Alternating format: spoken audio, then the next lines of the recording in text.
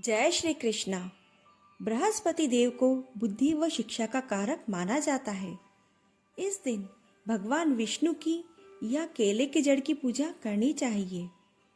इस व्रत को हमेशा अनुराधा नक्षत्र युक्त गुरुवार से ही आरंभ करना चाहिए। इस व्रत में व्रती को पीले वस्त्र ही पहनना चाहिए व भोजन भी पीला ही उपयोग में लाना चाहिए। इस प्रकार व्रत करने से धन, विद्या, समाज में मान सम्मान और घर में भी सुख समृद्धि बनी रहती है। आइए अब इसकी कथा सुनते हैं। प्राचीन समय की बात है। किसी राज्य में एक बड़ा प्रतापी व दानी राजा राज्य करता था। वह प्रत्येक गुरुवार को व्रत रखकर दीन दुखियों की मदद करता, परंतु उसकी रानी इसके बिल्कुल विपरीत स्वभाव की थी। वह ना तो किसी को धन देती, ना ही किसी की मदद करती थी और राजा को भी ऐसा करने से मना करती थी। एक समय की बात है, राजा जब शिकार खेलने के लिए वन में गए हुए थे। घर पर रानी वो उनकी दासी ही थी। उसी समय बृहस्पति देव साधु का रूप धारण करके राजा के दरवाजे पर आए। उन्होंने रानी से भिक्षा मांगी तो रानी ने कहा, हे साधु महाराज, मैं तो इस दान पुण्य से तंग आ गई हूँ।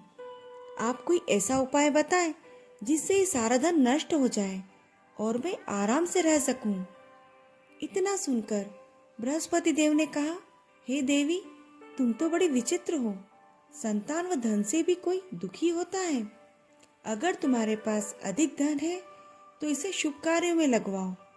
कुंवारी कन्या का विवाह करवाओ, विद्यालय, बाग बगीचे का निर्माण करवाओ, जिससे कि तुम्हारे दोनों लोग सुधर जाएं। लेकिन साधु की इन बातों से रानी को जरा भी खुशी नहीं हुई। उसने कहा, मुझे तो ऐसे धन की आवश्यकता ही नहीं जिसे संभालने में मेरा समय नष्ट हो।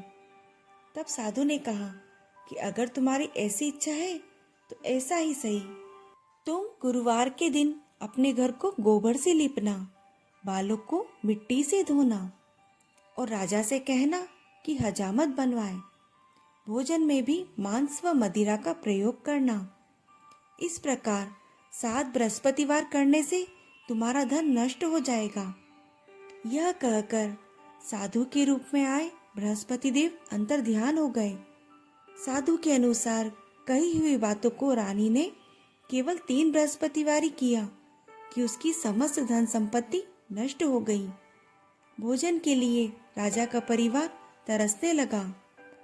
तब एक दिन राजा रानी से बोला कि तुम यहीं रहो, मैं दूसरे देश को जाता हूँ, क्योंकि यहाँ पर सभी जानते हैं, इसलिए मैं कोई छोटा कार्य नहीं कर सकता। यह कहकर राजा दूसरे देश चला गया। वहाँ पर वह जंगल से लकड़ी काट कर लाता और शहर में बेचता। राजा के परदेश जाते ही रानी व उसकी दासी दुखी रहने लगे। एक बार जब उन्हें कई दिनों तक भूखा रहना पड़ा तो रानी ने अपनी दासी से कहा कि पास ही के नगर में मेरी बड़ी बहन रहती है, उसके पास जाकर कुछ मदद मांग लाओ।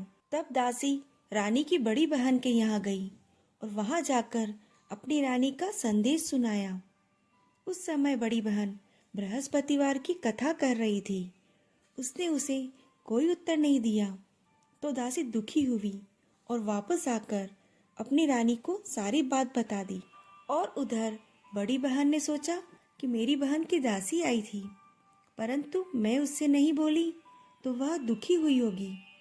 वह अपनी पूजा समाप्त करके छोटी बहन के घर आई और उससे कहा कि मैं बृहस्पतिवार की कथा कर रही थी, इसलिए मैं नहीं बोली। कहो दासी क्यों आई थी? तब रानी ने कहा कि हमारे घर में अनाज का एक दाना भी नहीं है, हम 7 दिनों से भूखे हैं। यह कहते कहते रानी की आंख में आंसू आ गए। यह सब सुनकर रानी की बहन ने कहा, देखो बहन, भगवान बृहस्पति देव सबकी मनोकामना पूर्ण करते हैं। देखो तुम्हारे घर में अनाज रखा होगा। रानी को विश्वास नहीं हुआ, पर बहन के आग्रह करने पर दासी ने अंदर जाके देखा तो सचमुच अनाज से भरा हुआ एक घड़ा मिला। यह देखकर दासी को बड़ी हैरानी हुई और रानी से कहने लगी, कि जब हमको भोजन नहीं मिलता तो हम व्रत ही तो करते हैं। इसलिए क्यों न इनसे व्रत और कथा की विधि पूछ ली जाए ताकि हम भी व्रत कर सकें। तब रानी ने अपनी बहन से बृहस्पतिवार व्रत के बारे में पूछा। उसकी बहन ने बताया कि बृहस्पतिवार के व्रत में चने की दाल और मुनक्का से विष्णु भगवान का और केले की जड़ का पूजन करना चाहिए। व्रत कथा सुनकर पीला ही भोजन करें, इससे बृहस्पति देव प्रसन्न होते हैं। व्रत और पूजन विधि बताकर रानी की बहन अपने घर को लौट गई।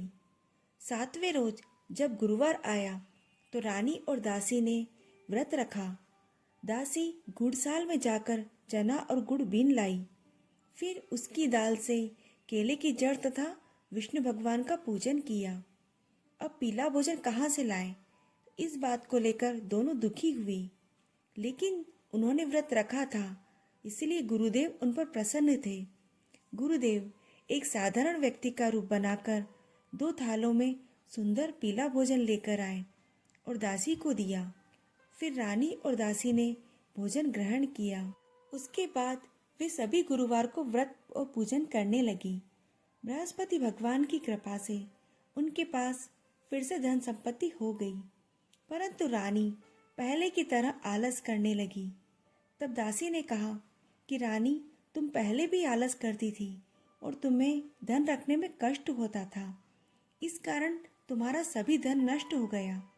अब जब भगवान की कृपा से तुम्हें धन मिला है तो तुम आलस क्यों करती हो? बड़ी मुसीबतों के बाद हमने यह धन पाया है, इसलिए हमें दान पुण्य करना चाहिए, भूखे मनुष्यों को भोजन कराना चाहिए। इस धन को शुभ कार्यों में ही खर्च करना चाहिए, जिससे तुम्हारे कुल का यश बढ़ेगा, स्वर्ग की प्राप्ति होगी और तुम्हारे पितर भी प्रसन्न होंगे। दासी की बात मानकर रानी अपना धन शुभ कार्यों में खर्च करने लगी, जिससे पूरे नगर में उसका यश फैलने लगा। गुरुवार को बृहस्पति भगवान का व्रत रखने से घर में हमेशा सुख संपत्ति की बहार रहती है। इसी तरह की अन्य व्रत कथाएं सुनने के लिए आप मेरे इस चैनल को सब्सक्राइब जरूर करें और इस कथा को लाइक व शेयर करें। जय श्री कृष्ण।